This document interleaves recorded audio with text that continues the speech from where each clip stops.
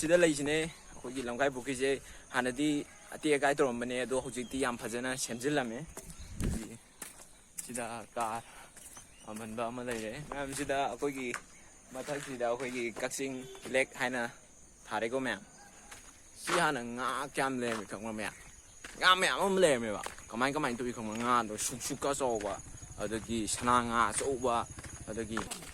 hello guys ma'am bu amukana taram no sorry ai gi no video sida ma'am ngasidi akhoi kaksing gi lamkhai pukri haina khangna ba mafam duda ai laksari aduna ma'am do hunjar ke akhoi kai mafam leibano adagi kamai to no do ma'am punna miyang taminasi ma'am let's go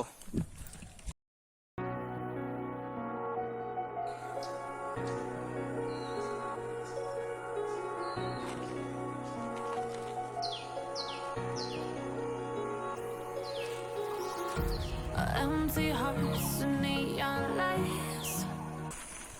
Akhoi gi lamkhai pukri sida leire ma'am lei som da dukan leibane thong lo lame adagi sida sange ko ma'am sida sang doine asir tungda lehore asida le ko ma'am je sida le akhoi gi lamkhai pukri se sida le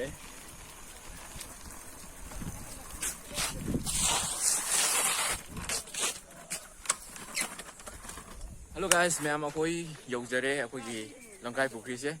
ase tungda leisine akhoi gi lamkai pukri hai se ma'am view akhoi gi tunggi view se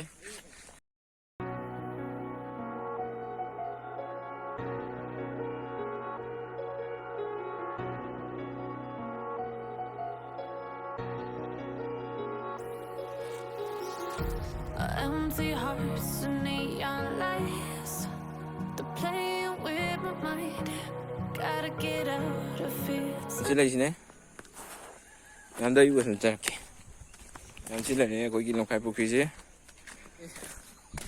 sida leisine akhoi gi lamkai pukri se hanadi ati akai torambane ado hojikti yam phajana semjillame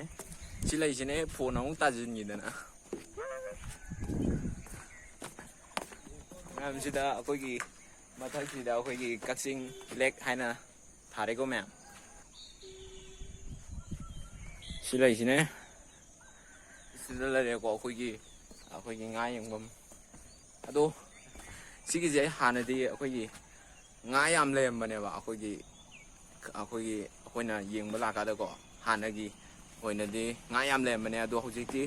aina sum yengbada leitra male ado leitragasu akhoi gi view ase yengan ningbagi ma'am ai blog sin namjarakone ma'am si leise asida akhoi gi eagle ama akhoi gi murti oina sadna leirego ma'am view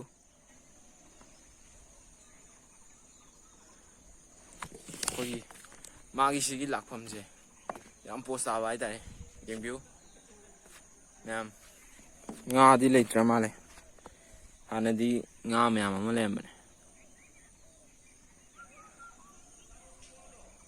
achapot kumba thadaradi go lakpa yabane ado achapot to akhoi yumdagi supuraktre aduga mafam sida yolamne haina aidi khalubane ado yolamdre akhoi gi lamkai pukri se kamai toge ma'am comment pibiramo amna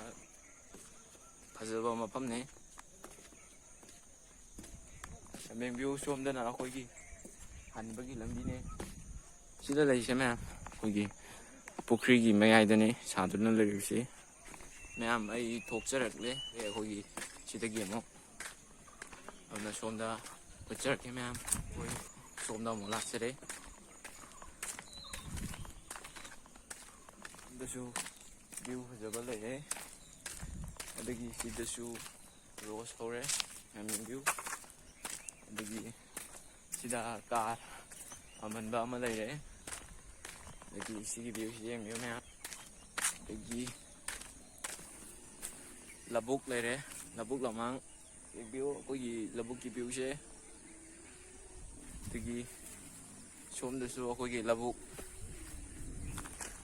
ma'am asida leire akhoi gi lamkhai pukri se ꯁꯤ ꯍꯥꯟꯅ ꯉꯥ ꯀꯌꯥꯝ ꯂꯩꯔꯝꯃꯤ ꯈꯪꯕ꯭ꯔꯥ ꯃꯌꯥꯝ ꯉꯥ ꯃꯌꯥꯝ ꯑꯃ ꯂꯩꯔꯝꯃꯦꯕ ꯀꯃꯥꯏꯅ ꯇꯧꯋꯤ ꯈꯪꯕ꯭ꯔꯥ ꯉꯥꯗꯣ ꯁꯨꯛꯀ ꯆꯥꯎꯕ ꯑꯗꯒꯤ ꯁꯅꯥ ꯉꯥ ꯑꯆꯧꯕ ꯑꯗꯒꯤ ꯃꯌꯥꯝ ꯑꯃ ꯍꯦꯛꯇ ꯉꯥꯁꯦ ꯍꯦꯛꯇ ꯑꯩꯈꯣꯏꯅ ꯀꯕꯣꯛꯀꯥꯡ ꯖ꯭ꯋꯥꯏ ꯊꯥꯗꯒ ꯀꯃꯥꯏꯅ ꯇꯧꯋꯤ ꯈꯪꯕ꯭ꯔꯥ ꯉꯥ ꯑꯃꯁꯤ ꯆꯣꯕꯨꯛ ꯆꯥꯗꯧꯒꯤ ꯃꯨꯟꯅꯕꯅꯦꯕ अच्छा हमको सिखा रिया है ꯑꯗꯣ ꯍꯧꯖꯤꯛꯇꯤ ꯑꯩꯈꯣꯏꯒꯤ ꯉꯥ ꯂꯩꯈꯤꯗ꯭ꯔꯦ ꯉꯥ ꯂꯩꯈꯤꯗꯕꯩ ꯃꯔꯝꯁꯦ ꯉꯥ फादोखिबैनी अबे साले कभी मेरा माफ करना गुस्से में इधर उधर निकल जाता हूँ ꯑꯗꯨꯅ ꯍꯥꯟꯅꯗꯤ ꯌꯥꯝ ꯐꯖꯔꯝꯕꯅꯦ ꯑꯗꯣ ꯃꯇꯨꯡꯗ ꯑꯃꯨꯛ ꯁꯦꯝꯖꯤꯟꯕꯤꯔꯒ ꯍꯥꯟꯅꯒꯤ ꯐꯤꯕꯝꯗꯣ ꯑꯗꯨꯃꯥꯏꯅ ꯐꯖꯔꯛꯀꯅꯤ ꯍꯥꯏꯅ ꯊꯥꯖꯕ ꯊꯝꯖꯩ ꯑꯗꯨꯅ ꯁꯦꯝꯖꯤꯟꯕꯤꯔꯛꯄꯁꯨ ꯑꯣꯏꯁꯅꯨ ꯑꯩꯈꯣꯏꯒꯤ ꯀꯛꯆꯤꯡꯒꯤ ꯃꯥꯏ ꯑꯣꯏꯗꯣꯏꯅꯦ ꯑꯩꯈꯣꯏꯒꯤ ꯁꯨꯝꯕ ꯍꯥꯏꯗꯤ ꯂꯝꯈꯥꯏ ꯄꯨꯈ꯭ꯔꯤ ꯀꯧꯕ ꯑꯃ ꯂꯩ ꯑꯗꯨꯗ ꯉꯥ ꯃꯌꯥꯝ ꯑꯃ ꯂꯩ ꯍꯥꯏꯕꯗꯣ ꯑꯩꯈꯣꯏꯒꯤꯁꯨ ꯃꯥꯏ ꯑꯣꯏꯗꯣꯏꯅꯦ ꯅꯠꯇ꯭ꯔꯥ ꯑꯗꯨꯗꯒꯤ ꯑꯇꯣꯞꯄ ꯃꯐꯝꯗꯒꯤ ꯃꯤ ꯌꯦꯡꯕ ꯂꯥꯛꯑꯒ ꯁꯤꯗ ꯑꯩꯈꯣꯏꯒꯤ ꯀꯛꯆꯤꯡꯒꯤ पैसा होइदेने नत्रा अदमाइना तौबो ओइसनो देवा देवा मैं तो तेरे को हरामी समझता था तू तो राम निकला रे देव मानुस निकला रे अदो मैम इन व्यू कोगी व्यू से सोमदसु लेरे मैम अमा अदुना मैम कमाइन तौगे सिगी एगी लमखाई पुखरीगी अखोगी ब्लॉग से अदो कमेंदा हाइबिरमो अदुगा आई वीडियो से नुंगाइरगदी लाइक तौबिरमो अदुगा एके नावोई चैनल से सब्सक्राइब तौबिरमो अदुना मथंगी वीडियो दा मो मैमगा पुन्ना थेंगनामिनरसे मैम अदो ngasigiди मैम मता असिदा लोसिनजरगे अदुना मैम दगी आई काइननबगी आथंगदुनि जरी मैम बाय बाय